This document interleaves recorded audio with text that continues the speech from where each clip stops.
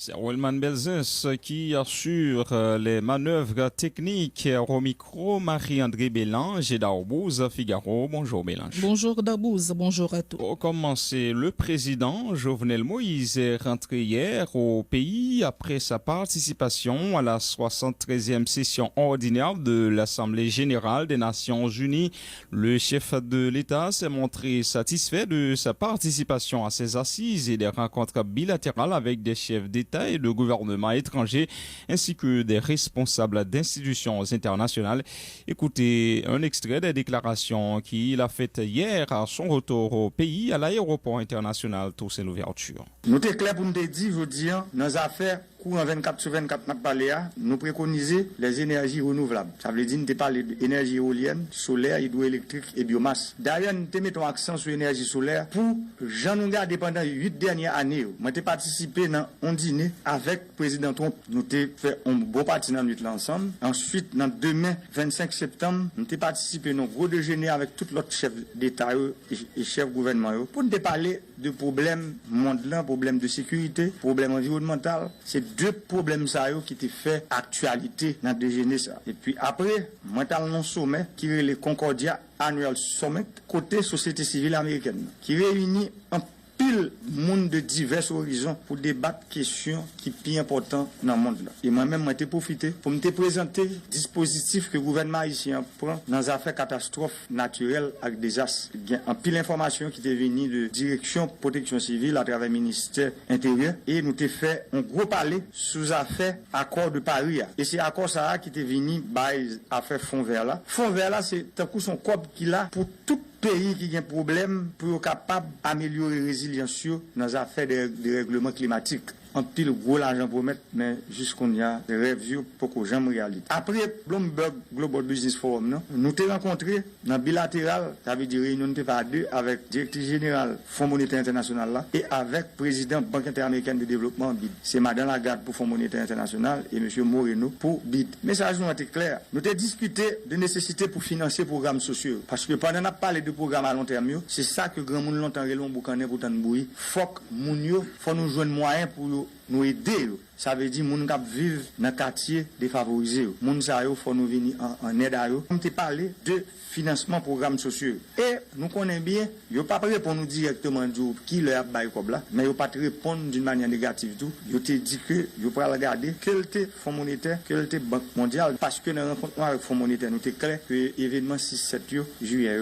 yo même c'est après ajustement prix produits pétroliers côté c'était une condition que Fonds monétaire te gagné pour te bon accompagnement dans les affaires support budgétaire, pas Fonds monétaire seulement, tout l'autre partenaire financier et technique. Nous t'ai parlé avec BID sous affaires investissement direct. Investissement direct dans l'infrastructure, j'en nous commencé à travers stratégie avant le changement. Nous travaillons dans tout le pays. Mais malheureusement, c'est pas tout le temps que nous avons possibilité, l'État haïtien, pour acheter quantité de gaz que nous avons besoin et payer employés, techniciens, ingénieurs qui travaillent dans la route ça attend. Ça vient faire que on demande que nous faisons par rapport à BID que nous connaissons qui a pile l'argent que nous dépensons dans le pays chaque année. Comment pour être capable d'accompagner ministère des Travaux publics, ministère de l'Environnement, ministère agriculture, santé publique, avec éducation nationale, dans infrastructure sanitaire, infrastructure scolaire, infrastructure routière, électrique, numérique et ensuite infrastructure hydraulique que nous avons mettre dans le pays. Le président Bidla est très d'accord avec nous. D'ailleurs, il est d'accord avec la stratégie que nous avons essayé de mettre sous pied qui est payer pour le succès. C'est une stratégie côté 2004 que nous avons construit dans la zone Grand Sud là. Bid d'accord pour le financer 200 cailles. Plus que 200 cailles, il est fini. Mais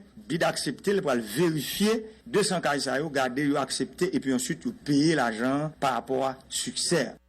Le président Jovenel Moïse qui informe par ailleurs avoir plaidé en faveur du dédommagement des victimes de l'épidémie de choléra. Nous l'écoutons à nouveau. Moi j'ai participé dans l'ONU dans une grosse rencontre sous affaire élimination choléra à l'horizon 2022. Il faut nous dire dans la rencontre de haut niveau ça nous est clair pour nous dire d'ailleurs c'est pas nous-mêmes qui disons mais c'est l'ONU dans le premier temps qui était d'accord responsabilité et sous t'es d'accord responsabilité faut assumer et là nous dit faut assumer il y a deux approches que le secrétaire général là il prend première approche c'est compensation victime deuxième c'est on appuie pour renforcer structure nationale santé publique et infrastructure de l'eau potable et assainissement dans le pays information que nous avons jusqu'à présent, à travers le ministre de la Santé publique, là, qui fait nous connaître que nous avons besoin de près de 400 millions de dollars pour éradiquer le choléra net dans le pays. Maintenant, 400 millions de dollars de besoins que la santé publique gagne, il n'est pas entré dans les affaires de compensation victime. Ça veut dire que les Nations Unies, qui était venu à choléra en Haïti à travers le MINUSTA, lui-même, il prend responsabilité pour que les victimes soient compensées. Après ça, jeudi soir, je m'ai rencontré avec secrétaire général des Nations Unies, je voulais parler de M. Antonio Guterres. Il y a deux sujets que je me prends avec lui. Premier sujet, c'est sous affaire choléra. Et deuxième sujet, je me parlé avec lui, c'est mission MINUJUS là. Je me parlé avec lui, je me dit que moi-même, le MINUSTA a quitté le pays et dans la campagne électorale, je me dit clair, je me dit si mon critique m'a été fait, c'est pour transfert de connaissances. Par exemple, MINUSTA qui fait plus de 10 ans en Haïti, tu es un bon expert dans les affaires police qui était dans MINUSTA et pourtant, transfert de connaissances là à travers la police nationale là, je n'ai pas senti le fait. Avait dit, connaissances qui ont devenu avec lui, il n'est pas transféré par acteurs nationaux. Et c'est pour ça, je me demandé que, me dit à travers mission ça, qui est même son mission de transition, comment que tu as travailler étroitement avec la police nationale là, pour nous être capable de faire transfert de connaissances ça. Il était très d'accord avec moi, et il dit que, et je crois que madame Lalim de la tout, il te prend note sur ça, madame Chiron de la pour faire choléra, pour nous voir comment pour la police là, qui a bénéficié plus de expertise mini-juste pendant la dernière année que l'a fait. Et, faut me dire, dernier petit bagage me dire, ces affaires, un coup de main, je me demande pour une compréhension notamment pour fonds monétaire, ça veut dire bailleurs, partenaires financiers et techniques, il y a gagné de situations pays vulnérables. Un pays tant coup Haïti qui sont pays, à chaque temps nous pour lever camper et puis c'est un coup de pied nous casse encore. Il était bon nous garantit qu'il était fait ça déjà pour la Jordanie, il va laisser faire pour Haïti pour une souplesse dans mesure parce que là il a fait nous des exigences, parfois exigences yo qu'on mettait démocratie qui fébrile nous en péril. Le secrétaire général là, il était d'accord avec moi, il te dit moi que les poils parler pour que nous gagnions même traitement pour me dire plus bon traitement que cause nous mériter parce que Haïti aujourd'hui j'aime toujours dire c'est nous tous qui pour mettre main ensemble pas un pays sur la terre qui va vivre sans route qui va vivre sans de l'eau pour monde boire sans de l'eau pour monde rosé jardin qui va vivre sans courant. Vous écoutiez le président Jovenel Moïse qui est rentré hier au pays après sa participation à la 73e session ordinaire de l'Assemblée générale des Nations unies. Le chef de l'État haïtien qui, lors de son discours à la tribune des Nations unies, a dit avoir besoin d'environ 2,780 milliards de dollars pour mettre Haïti sur les rails du développement. De ce montant, 800 millions seraient injectés dans les infrastructures routières et 750 millions dans le secteur de l'agriculture. Il avait également appelé la communauté internationale à délier les cordons de la bourse en faveur d'Haïti. Alors que de nombreux secteurs s'attendent à ce que le nouveau gouvernement apporte des solutions aux problèmes urgents de la population, le responsable du Parti haïtien pour Haïti, Jonas Kofi, avertit que le Premier ministre Jean Risséan ne pourra faire grand-chose. Selon lui, le notaire séant va tout simplement continuer à appliquer la politique de l'ancien gouvernement de Jacques-Guy Lafontaine. L'ex-député Jonas Kofi avec Valérie Numa. Le Premier ministre est arrivé là, non situation, non l'État failli, qui presque effondré, côté que nous avons dit Premier ministre c'est un homme politique, qui arrive comme Premier ministre, mais qui ça, population va l'attendre de ça, Premier ministre va le faire là, non titan tout coûte. Premier ministre pas bon budget, nous à la fin de l'exercice budgétaire, à partir du 1er octobre, nous prenons bon budget reconduit. Ça veut dire c'est le même programme gouvernement Lafontaine, c'est le même Premier ministre pour le mettre en application jusqu'à ce que gagne un budget rectificatif à partir de janvier, février, mars, si vous commencez à travailler sur lui. Mais après ça, pas absolument rien capable de faire, non. Parce que c'est le même programme politique Jacques-Guy Lafontaine, c'est lui-même qui a un budget exercice 2017-2018. Qui ça c'est un café là, au moins comme un petit bail là, le café? Je ne sais pas quoi le Premier ministre a café gros bagaille, parce que le Premier ministre entré dans le gouvernement, il n'a pas gagné de ministres que lui-même lui nommé, toutes ces des ministres, soit qui reconduits ou bien c'est des parlementaires qui proposait yo, pas quoi une grande chose mais capable de faire dans sa pays à vivre journée jodia. C'est la raison pour laquelle nous-mêmes au niveau haïtien pour Haïti, que nous dit pour nous sortir dans sa pays à bijou dans jodia et pas bien l'autre bataille c'est un dialogue profond sincère entre les forces vives pays et mettez campé jodia une assemblée constituante pour engager la réforme et constitutionnelle et institutionnelle mettez fin à la corruption avec enrichissement illicite, engager des refondations économiques et financières à travers un plan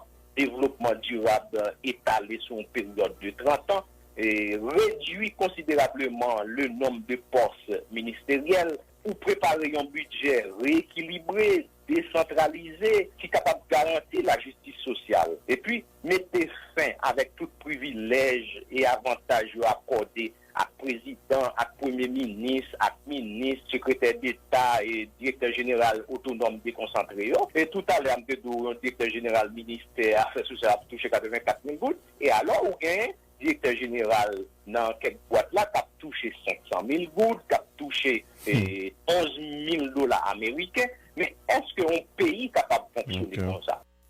Les dirigeants du Ramicos, rassemblement des militants conséquents de CEMAC, déclarent n'être pas du tout satisfaits de la gestion de l'équipe au pouvoir qui n'est pas parvenue à améliorer les conditions de vie de la population. Ils demandent aux dirigeants d'assumer leurs responsabilités. Correspondance Guiliano, c'est facile. Dirigeants, rassemblement militant conséquent commune CEMAC, Ramicos, critiquer mauvais fonctionnement, équipe qui sous pouvoir, yo dit cap gérer une série de projets bidons alors que la population a coupi dans misère crasse. Coordonnateur adjoint Ramicos lan Saint-Elmi Félix mandé administration Moïse Séan si yo pas ouais dans qui état population trouvé le journée jodi dirigeant Ramicos lan exige gouvernement pour faire compagnie Estrea tourner vinn réparer divers tronçons route compagnie écrasé divers côtés dans ville Saint-Marc. Saint-Elmi Félix c'est coordonnateur adjoint rassemblement militant conséquent commune Saint-Marc. Ramicos nous demandons pour presser premier ministre, président,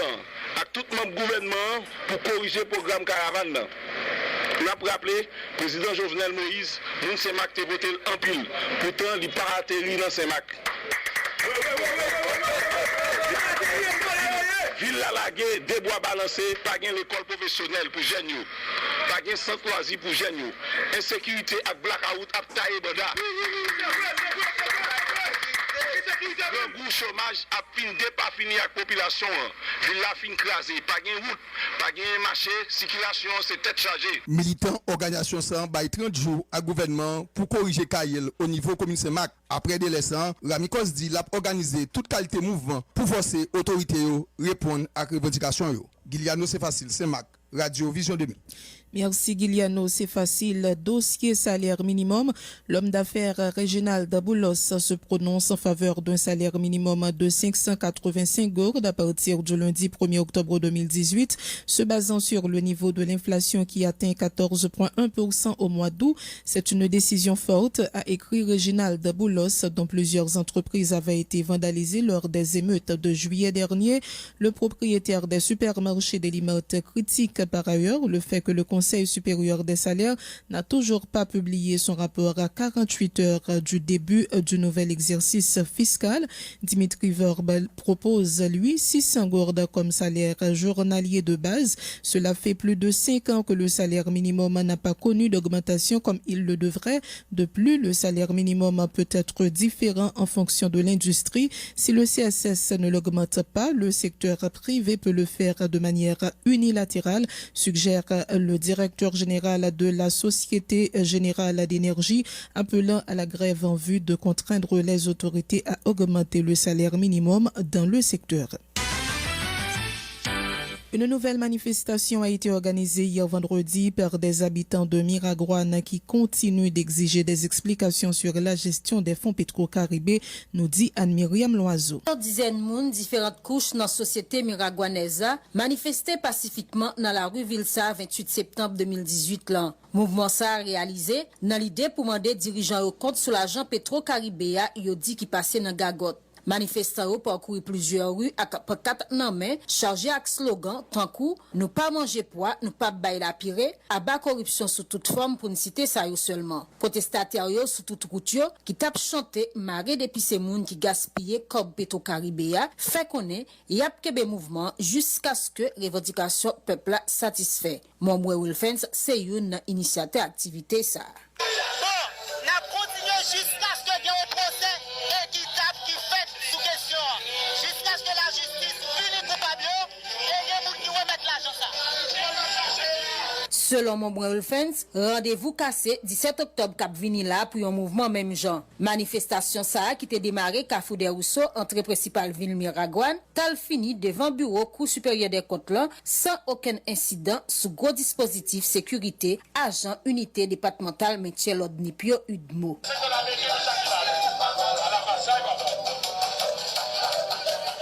Anne-Myriam Loiseau, Métropole Miragouane pour Radio Vision 2000. Merci Anne-Myriam Loiseau. L'ancien député Jonas Kofi du Parti haïtien pour Haïti s'aligne sur la position de ceux qui croient exigent que tous les ministres et les premiers ministres et les présidents de la République ayant signé des résolutions à propos de Petro-Caribé répondent de leurs actes devant la justice. Jonas Kofi affirme par ailleurs que la Cour des comptes ne pourra approfondir l'enquête sur le gaspillage des fonds Petro-Caribé. Il revient à l'ULCC et l'UCREF spécialisé de la lutte contre la corruption et le blanchiment d'argent de traiter ce dossier, indique l'ancien député Jonas Kofi. Nous l'écoutons au micro de Valérie Numa. Si journée aujourd'hui, nous voulons faire un rapport sous question ou bien sous dossier Petro-Caribé, mais il faut que le fait avec toute équité. Là où prend question Petro-Caribé, mais c'est tout l'ensemble des mondes, Valérie, qui te signe résolution qui prend conseil des ministres là, si la justice qui peut impliquer qu'apparaître devant la justice. C'est pas question de un grand monde ou de grand monde. Du tout. Son résolution qui prend et qui publiée dans le journal officiel de la République d'Haïti. Nous t'en a dit président mineur, il pas non pas de bagaille comme ça. Président qui signe une résolution en conseil des ministres surtout, il a gagné pour comparaître par devant la justice. Le gagné vraiment une justice qui gagnait ou bien un procès qui gagne pour faire sous question l'affaire fonds Petro-Caribé. Ok. Jusqu'à présent, qui ont jugé et approche Parlement par rapport à question fonds Petro-Caribé. Bon, approche Parlement, nous croyons que le Parlement niveau et dossier au niveau de la Cour des comptes, mais il pensait que c'était un dossier, l'État voulait à l'enterrer dans la Cour des comptes. Là, nous connaissons Cour des comptes, lui-même, il était déjà sorti par rapport au dossier en 2015. Côté de dans le dossier Cour des comptes là, gagner et gaspillage qui fait là-dedans. Eh bien, rive dans la Cour des comptes, ouais, il y a travail sur le dossier, mais la Cour des comptes, il n'est pas capable vraiment de faire ça, fait, non? Parce que, en tant qu'institution, oui, il faut qu'il y ait contrôlé compte ordonnateur, il faut qu'il y ait vérifié compte comptable deniers publics, mais en matière de corruption, en matière de blanchiment des avoirs, ou gagner d'autres institutions qui l'a pour ça, ou gagner ULCC, ou gagner UCREF, qui l'a qui pour faire travailler comme ça doit. Journée aujourd'hui, ou gagner commissaire gouvernement Port-au-Prince là, t'as fait une fuite en avant. Une question, bagaille Petro-Caribé, nous elle a écrit un paquet d'institutions, et il écrit secrétaire général primature, directeur général planification, directeur finance, BMPAT, pour le demander documents sous affaires Petro-Caribé. Mais nous-mêmes, nous avons dit, les affaires crimes financiers, ce n'est pas n'importe qui juge, ni n'importe qui commissaire gouvernement qui traite pareil dossier ça. Un dossier comme ça, c'est un juge, un commissaire qui a une formation spécialisée, qui a une connaissance pointure dans le domaine là, qui peut traiter genre de dossiers ça. Eh bien, nous, le commissaire OCNAM a fait là, c'est fuite en avant, c'est politique. Yo pas gagné absolument rien pour avec la justice. Le commissaire a créé trop suspicion qui fait li passé pour un exécutant avec pouvoir qui la journée jeudi a commissaire, li manquait intelligence. S'il te gagne intelligence, vraiment, au moins, l'État laisser dossier ça. Parce que au lieu qu'il rende service avec pouvoir, c'est entraver, la chercher, entraver pouvoir de préférence. Réunie jeudi dernier en assemblée plénière au Cap-Haïtien, la conférence épiscopale d'Haïti a adressé un message au peuple de Dieu d'Haïti et aux personnes de bonne volonté. Nous vivons des moments difficiles dans notre histoire de peuple. Nous les voyons comme une phase critique dans notre croissance comme peuple. C'est pourquoi nous vous exhortons à ne pas vous décourager, à ne pas vous laisser désorienter. Nous sommes à vos côtés, nous cheminons avec vous, écrit la CEH. Dans notre engagement comme pasteur et comme citoyen en faveur de la défense, de la dignité, de la vie, de l'avenir et de l'espérance de ce peuple, nous ne pouvons ne pas être aux mots qui ravagent notre pays et qui nous interpellent. Il faut en effet reconnaître aujourd'hui que notre pays est malade. Ces mots qui le rongent sont l'impunité, la corruption, la violence des gangs armés, pour ne citer que cela. Parmi tant d'autres, la constatation de toutes ces plaies fait surgir en nous une prise de conscience citoyenne de notre responsabilité collective du déclin de notre pays et de notre devoir de travailler ensemble à son relèvement. Et concernant le fléau de la corruption, la CEH note que la corruption est un mal généralisé, endémique, érigé en système. Elle tend à devenir naturelle. Elle cause de graves dommages sociaux, politiques et économiques difficilement réparables. Elle conduit tant les dirigeants que les dirigés à des pratiques mafieuses aux impacts incalculables. Et citant par exemple l'affaire Petro-Caribé qui provoque un salutaire réveil de la conscience civique et patriotique. La CEH se rend compte donc que le traitement de cette affaire demande la prise en considération de ces deux aspects fondamentaux, un aspect administratif et un aspect judiciaire. En ce qui a trait au côté administratif, la CEH exhorte les tenants du pouvoir exécutif à remettre ce dossier aux instances étatiques habilitées à le traiter et à leur faciliter la tâche pour qu'elle soit efficiente, célère et correcte.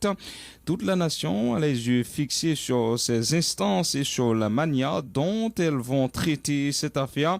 Nous les encourageons à s'adresser en outre, si besoin est, à d'autres experts indépendants et impartiaux comme garantie supplémentaire de crédibilité, de neutralité pour suivre les évêques d'Haïti.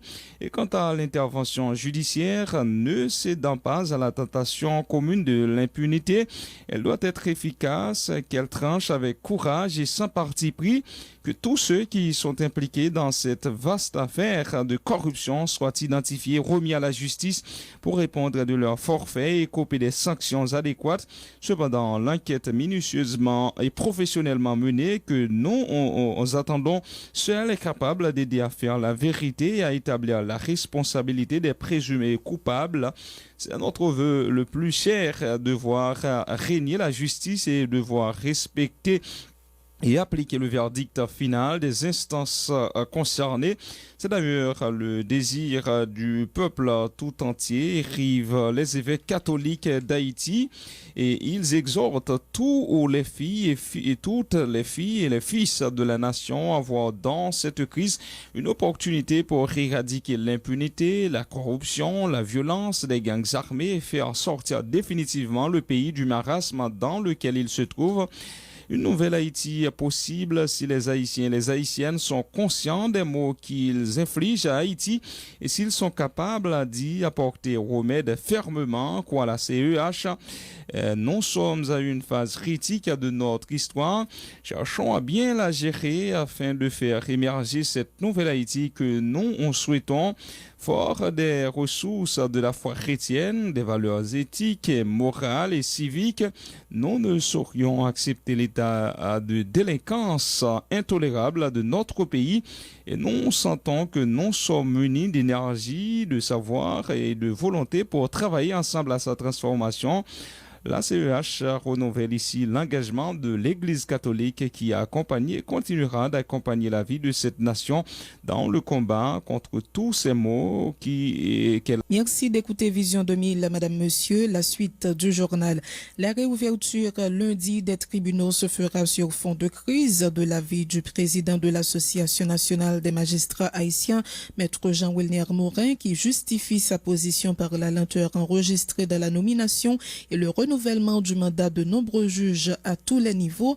Le patron de l'ANAMA prédit également des arrêts de travail au cours de l'année judiciaire en cas, par exemple, de refus de l'exécutif de revoir le salaire des magistrats à la hausse suite à l'inflation galopante que connaît le pays. Les déclarations du patron de l'ANAMA, Jean-Wilner Morin. L'entrée judiciaire là, nous estimons que la fait un petit peu sur fond de crise. Par exemple, nous avons gagné, disons, CSPJ, plus de 100 mandats, plus 102 propositions de mandats au niveau du Palais national. Voilà que ils ont fait seulement quelques pour le tribunal première instance, 36 en tout pour le tribunal première instance et juge de paix. Donc c'est insuffisant. On prend par exemple la Grande Rivière du Nord qui gagne un seul juge d'instruction et en pile on a coupé dans la prison pour détention préventive prolongée.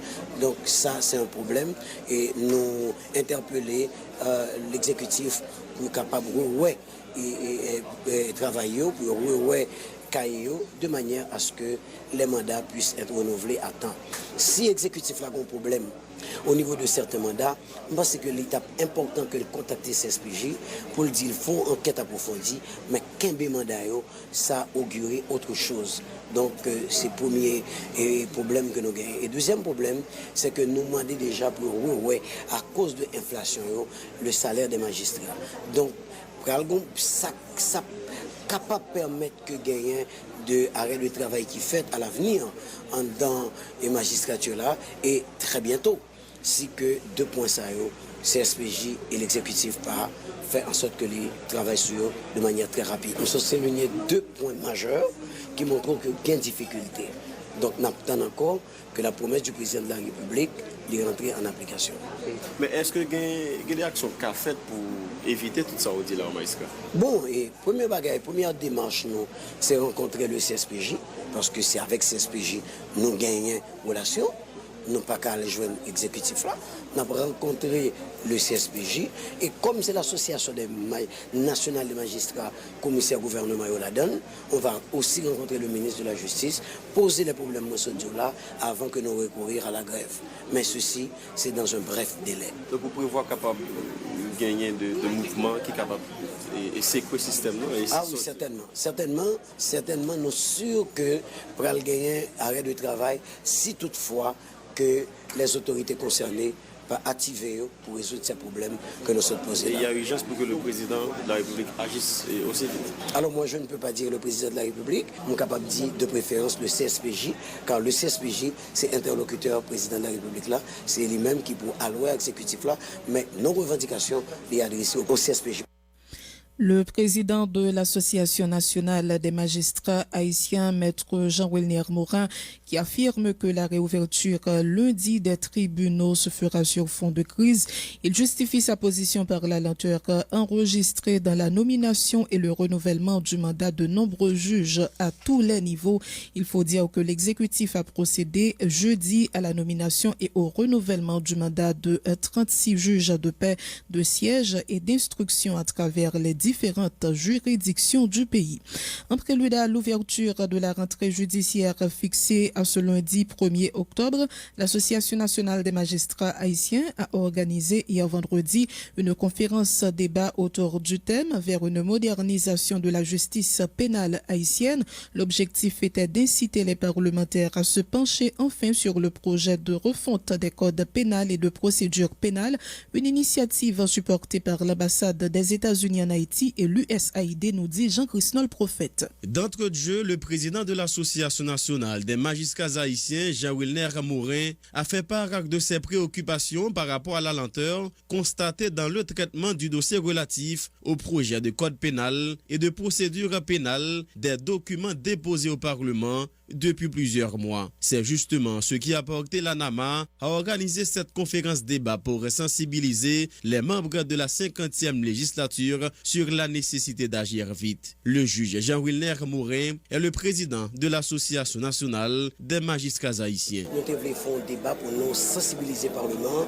pour voir comment on travaille sur le ça, pour voter, pour capable doter le pays de nouveaux instruments qui pour permettre que nous réprimer nouvelles infractions et permettre que la justice pays a moderniser. Le ministre de la Justice et de la Sécurité publique qui a pris part à cette activité a insisté sur la nécessité pour les parlementaires de voter ces deux instruments juridiques indispensables au bon fonctionnement du système judiciaire haïtien. Il a également souligné certaines faiblesses relevées dans les deux textes, ce qui, selon lui, représente un obstacle à la modernisation de la justice pénale locale. Jean-Roudi Ali. Vous conviendrez avec moi que notre code pénal daté de 1835 n'avait pas prévu la cybercriminalité, les atteintes à la vie privée sur Internet, le génocide, la traite des êtres humains, les infractions contre l'environnement. Le projet du code de procédure pénale, quant à lui, s'inspire grandement des instruments juridiques internationaux et régionaux de droits humains. Je crois comme vous qu'il est impérieux pour le pays que ces deux projets de code soient adoptés de manière concomitante. Il est temps que les nouveaux criminels cessent de courir les rues. Le président de la Cour de cassation et du Conseil supérieur du pouvoir judiciaire, Maître Jules Cantave, a dit déplorer la non-productivité des différentes législatures en Haïti, estimant qu'elles n'ont jamais pris en compte la nécessité de doter notre système judiciaire de nouveaux instruments qui puissent l'aider à mieux fonctionner. Maître Jules Cantave. Nous développons certes la déchétude des 10 codes, nous développons encore plus la non-productivité de toutes nos différentes législatures. Aucune d'elles n'a jamais pris en compte soit la refonte, l'abrogation des codes déjà existants, voire proposer à la nation de nouveau pour le traitement des dossiers pénaux. Maître Jules Cantave a cru bon également d'appeler les parlementaires à assumer leurs responsabilités. Nous devons crier haut et fort, tirer la sonnette d'alarme pour attirer l'attention de nos parlementaires et leur dire que c'est une urgence, une grande urgence pour la justice de ce pays, de se voir doter des codes adaptés aux diverses infractions de l'heure, aux fins de les prévenir et les réprimer à leur commission. L'ambassadrice des États-Unis en Haïti, Michelle Cizon, a pour sa part insisté sur le rôle ô combien important que doit jouer la société civile haïtienne s'agissant de faciliter un meilleur fonctionnement du système judiciaire. Elle a réitéré le soutien du gouvernement américain aux autorités haïtiennes dans le cadre de la mise en place de l'état de droit. La société civile a un rôle si important à jouer. À l'ambassade des États-Unis, nous avons toujours été fiers, très fiers, de collaborer avec vous pour renforcer l'état de droit en Haïti et de promouvoir avec vous les lois et les systèmes judiciaires équitables, légitimes et responsables. Certains participants à cette conférence ont salué l'initiative de l'Association nationale des magistrats haïtiens. Selon eux, la désuétude de l'actuel code pénal et du code de procédure pénale ont de graves conséquences sur le fonctionnement de notre système judiciaire.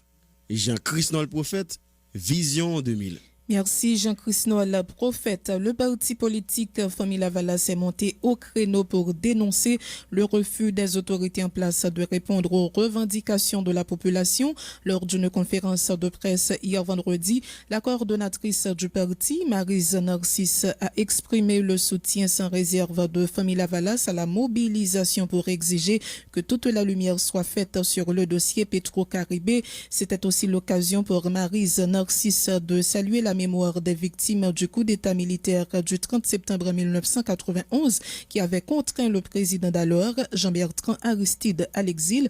Elle a déploré le fait que justice n'ait jamais été rendue aux victimes. Le docteur Maryse Narcisse avec Michelot Xavier. Ça a 27 ans, 30 septembre 91. Un groupe criminel a fait un coup d'état sanglant pour empêcher le peuple haïtien de sortir de la misère. Après seulement 7 mois, les criminels n'ont pas de changement, ça continue à avancer. Jour 30 septembre 91 là, yo déclenché assassinat à massacre sous petit peuple dans tout pays et spécialement dans quartier populaire. Victime yo jusqu'hier a demandé justice. Organisation politique Famille Lavalas dit au champ pour mémoire toute victime coup d'état, au champ pour majorité qui va jamais suspendre bataille et qui kembe flambeau mobilisation bien haut pour nous vinn gain on l'autre Haïti côté voix nous tout compter. 30 septembre 2018 système l'arrivée dans bout toute couche dans population après les chalbari des pillageurs criminels yo. Arrogance corruption ak impunité fait yo soud. Yo pas vle tande voix population qui a dit c'est assez. Peuple là pas dans solution coller pied. Si pas de coup d'état 30 septembre 91 là, Haïti t'a belle. Pas t'a gen poison pétro-corruption ça qui fait tout partout n'a demandé code cop Petro-Caribéen. Mandé cop là, c'est troquette là. Marché chercher, c'est charge justice là. C'est propre arrogance avec différence pétro-volé yo qui a poussé victime Petro-Caribéen passer vitesse légitime défense là. Légitime défense là, c'est un droit sacré. Pétro-conscience peuple là fait carré manifester pour nous toutes qui victimes river joindre justice. Ici comme dans diaspora, faut que nous joignent 3,8 milliards de dollars Petro-Caribéen. Dans date 6 juillet à 7 juillet, population a commencé à frapper pied pour dire c'est assez. Pour éviter tsunami colère qui monter pour blayer sous pays, faut que les oreilles papillons passent tête. Faut que le système change, faut que chaudière chaville. Faut que ça bon pour tout le monde sans distinction parce que tout le monde c'est monde. Yon seul nous faibles, ensemble nous forts, ensemble nous c'est la Valace. Un prélude à la commémoration du 27e anniversaire du coup d'État sanglant du 30 septembre 1991, la plateforme des organisations haïtiennes des droits humains a organisé hier vendredi une conférence débat autour du thème « Le coup d'État militaire du 30 septembre 1991 et la lutte pour la démocratie en Haïti ». Carole Pierre-Paul Jacob et Chenet Jean-Baptiste qui intervenaient à cette conférence ont retracé de manière chronologique un ensemble d'événements ayant conduit au coup d'État de l'année 91 et ont fait ressortir leurs conséquences sur le pays, compte rendu Lovely Stanley Numa. 27 ans après le coup d'État militaire du 30 septembre de 1991 contre le président de l'époque, Jean-Bertrand Aristide, un devoir de mémoire et d'histoire s'avère nécessaire, a indiqué le coordonnateur de la plateforme des organisations haïtiennes des droits humains, POHDH, Joseph Maxime Rony. Le professeur Chenet Jean-Baptiste, qui intervenait à cette conférence débat, a abondé dans le même sens. En général, je dis que un peuple qui sans mémoire, son peuple qui sans avenir. Nous croyons que travail mettez devant la population, rappeler le coup d'État qui est passé, son travail d'aider à construire l'avenir. Si ou pas bien comprendre passé, là très difficile pour bien planifier l'avenir. Un moment fort qui était jalonné, tout gourmet qui mène dans le pays depuis avant 86, mais particulièrement à partir de 86 jusqu'à ce que nous arrivions dans le fait coup d'État 29-30 septembre. Travail mémoire, travail l'histoire, ça.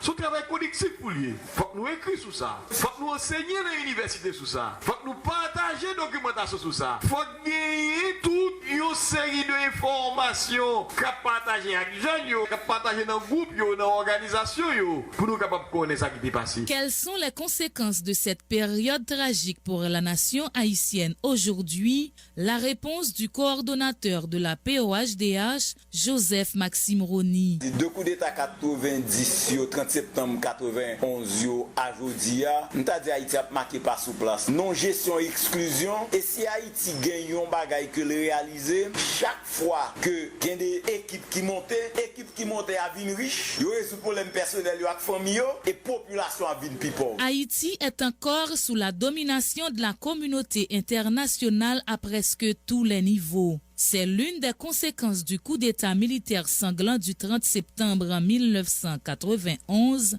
selon Carole Pierre-Paul Jacob, appelant à un réveil patriotique. Nous sommes capables de dire Haïti, lui sous coup d'État toujours. Haïti en bas botte domination. C'est là Haïti. Nous t'ai parlé de 3 objectifs fondamentaux coup d'État 91 ans. C'était contrôler l'institution l'État, imposer peuple là, élection sous base démocratie représentative. Donc, contrôle l'institution d'État, ou qui parlementaire ou qui président ou dernier appel la. Des urgences urgence pour nous agir comme peuple, il y a urgence pour nous tirer le son de coup d'État, il y a urgence pour nous tracer perspective 2018 là, il n'y a pas qu'à perspective, théologie de la libération, époque année 80. Donc je vous dis, comme peuple, il faut que nous tracer ici. Nous gagnons un chemin pour nous faire, nous gagnons pour nous faire rebelle, nous gagnons pour nous mettre la démocratie représentative là en question. Aujourd'hui, il faut remettre en question notre système dit démocratique si on veut changer les choses, de l'avis de Carole Pierre-Paul Jacob. Quelle perspective qui est capable de gagner dans la question impunité,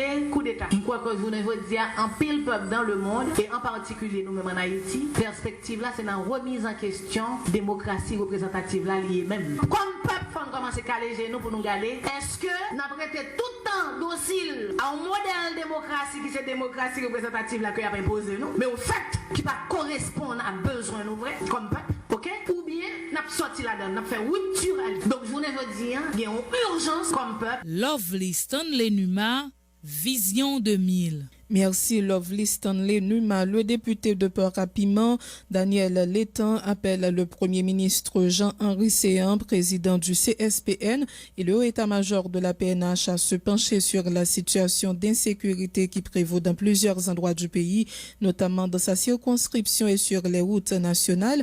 Le parlementaire a fait état de 2 individus lynchés récemment à Port-à-Piment. Il déplore par ailleurs le fait que les autorités peinent à enrayer le climat de violence et d'insécurité qui règne à Martissan, village de Dieu, et sur les routes nationales. Le député Daniel Létang avec Léon Kercivil.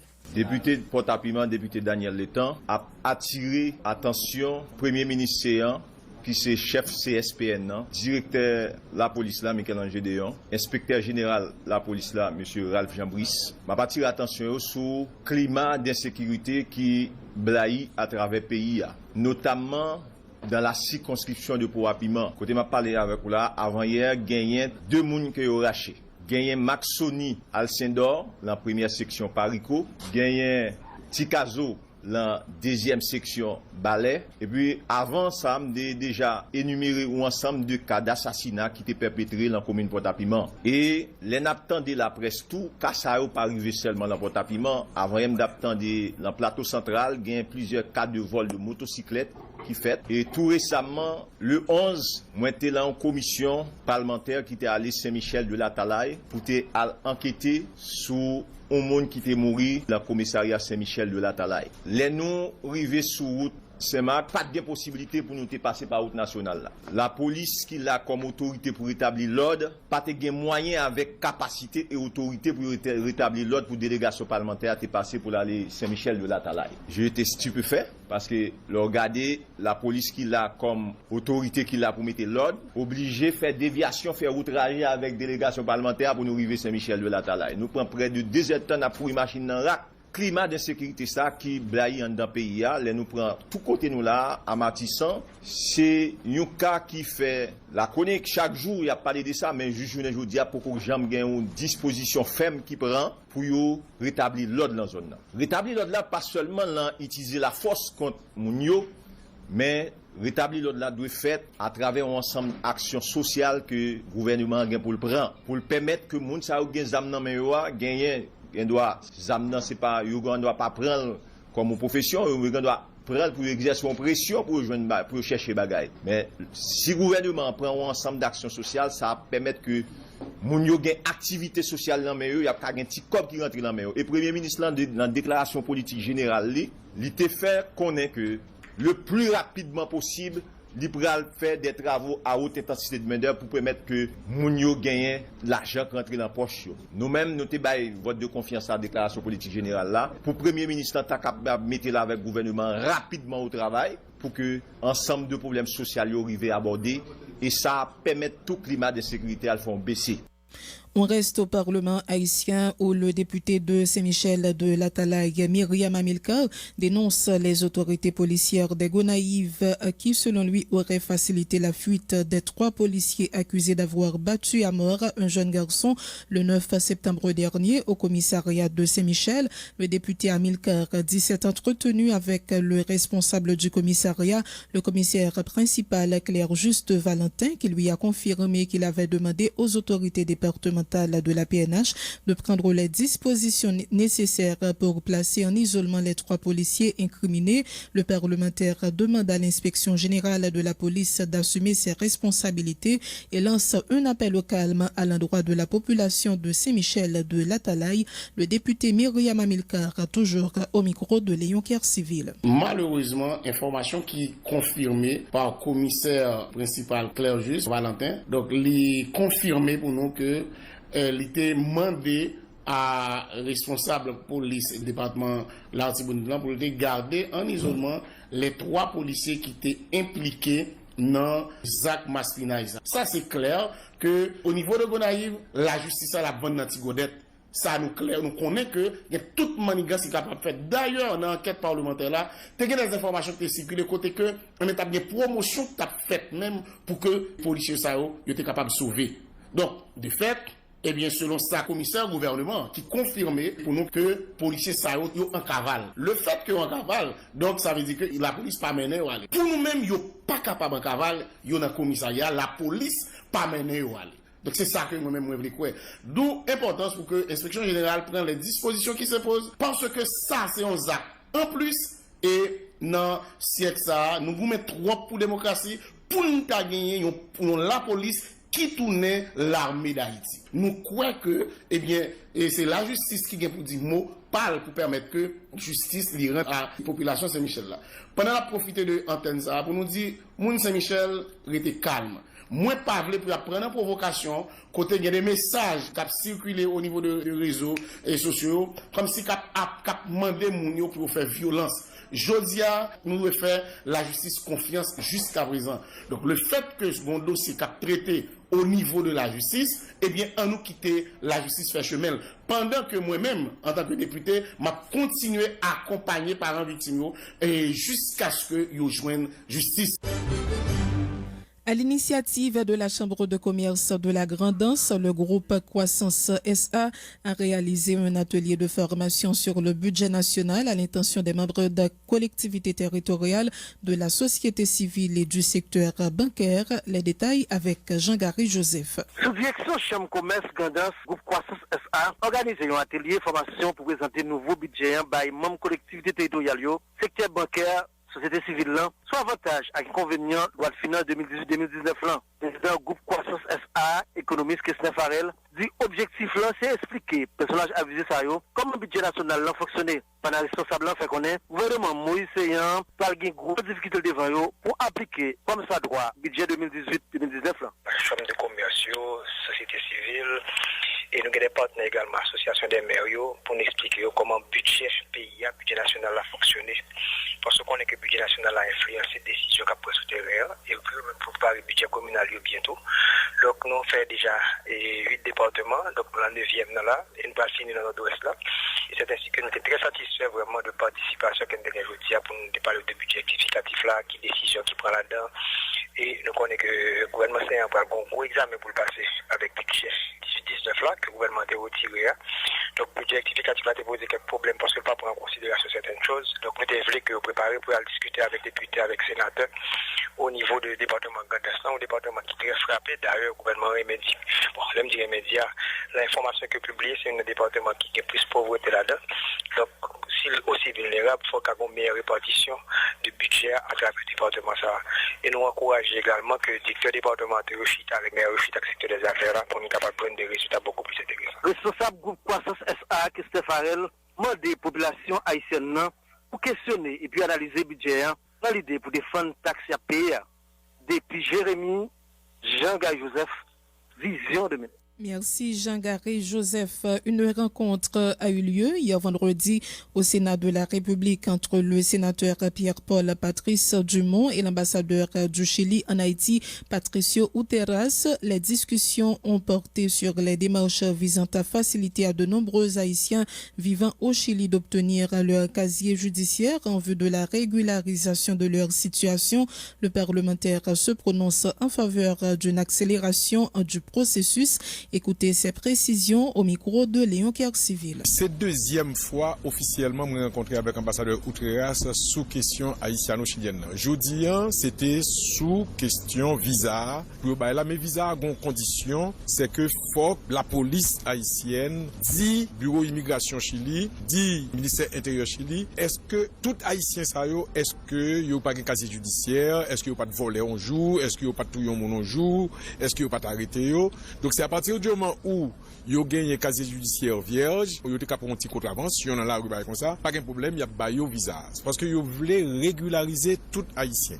Gagner 200 000 haïtiens au Chili, gagner 50 000 qui pourquoi gagner résidence normale là. Moi-même, moi t'ai souhaité surtout que yo aller un petit peu plus vite. Parce que en pile jeunes haïtiens qui au Chili plaignaient de ça, que yo t'ai trouvé que c'était un petit peu lent. Kounia, il a commencé là avec 2000 par semaine. Ça a baillé 6 mois pour yo capable prendre 50 000 là, parce que à la vérité 5465 qui déjà réglé ça, mais l'hypoco assez évidemment. Tout ça, c'est pour nous être capable de un petit booster pour payer peut-être au sérieux, pour payer à vite, mais vite, là, par le dit précipitation, pour nous régler question yo beaucoup plus vite, et puis pour nous mettre nos dimensions de n'a fait bon bagay. Yon haïtien qui a vu au Chili, qui a fait demande document ça, combien comme ça coûte? $90 américains. Yo obligé de faire demande. Alors, les demande là, et puis yo pral les ouais que yo gen papier, Haïti voye papier pour yo, que yo pas gagné, yo pas courir derrière parce que yo te touyer monde parce que c'est passé cela.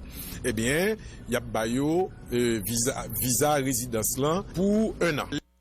L'ambassadeur du Chili, Patricio Outreras, s'est montré satisfait du déroulement de la rencontre, soulignant que le processus relatif à la régularisation des Haïtiens concernés, qui a démarré en avril dernier, s'étendra sur une période d'1 an. Commémoration hier vendredi de la Journée internationale d'action pour la dépénalisation de l'avortement. L'organisation féministe SOFA, via le collectif en droit à la santé sexuelle et reproductive, a organisé pour l'occasion une conférence débat autour du thème « Dépénalisons l'avortement ». Pour le collectif, il est nécessaire de dépénaliser cette pratique afin de permettre aux femmes concernées d'interrompre leur grossesse non désirée dans de bonnes conditions. Katia Hiller est la responsable du collectif en droit à la santé sexuelle et reproductive, une structure de la SOFA. Nous l'écoutons. Ça qui motive nous pour faire activité ça, c'est toujours dans le cadre d'activités de plaidoyer et de sensibilisation de société haïtienne et de dirigeants et tout. Vous connaissez que projet c'est grossesse non désirée et question mortalité maternelle son problème que dans le projet ça nous considérer que son problème qui est assez grave et projet ça mettait sous pied justement pour essayer sensibiliser moun sur question mortalité maternelle et tout ça qui vient à ouais avec de façon indirecte. Ça veut dire question grossesse non désirée qui est capable éventuellement mener à une série de pratiques dans le sens de avortement qui non sécurisé et qui est capable mener dans mortalité, ça veut dire décès femme enceinte. Donc ça veut dire que c'est un peu par rapport à situation et femme enceinte qui mourir dans mauvaises conditions, dans des pratiques de avortement qui fait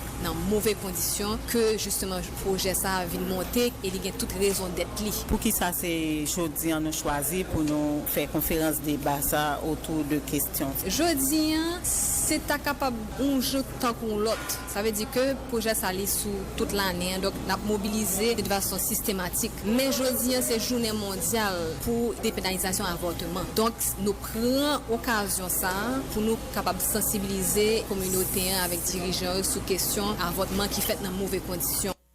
Le ministère de l'Agriculture, des Ressources naturelles et du Développement rural a commémoré hier vendredi la Journée mondiale de lutte contre la rage. Une cérémonie a été organisée pour l'occasion dans les locaux du dit ministère en présence de représentants du ministère de la Santé publique, de l'OPS, OMS et des cadres de l'institution suivie. Haïti figure parmi les 4 pays de l'Amérique latine et des Caraïbes où des cas de rage sont recensés selon un rapport de l'Organisation panaméricaine de la santé relatif à la lutte contre la rage. Sensibiliser la population mais aussi inciter les acteurs à mieux appréhender cette problématique, Tels sont les objectifs poursuivis par le MARNDR, à en croire le ministre de l'Agriculture.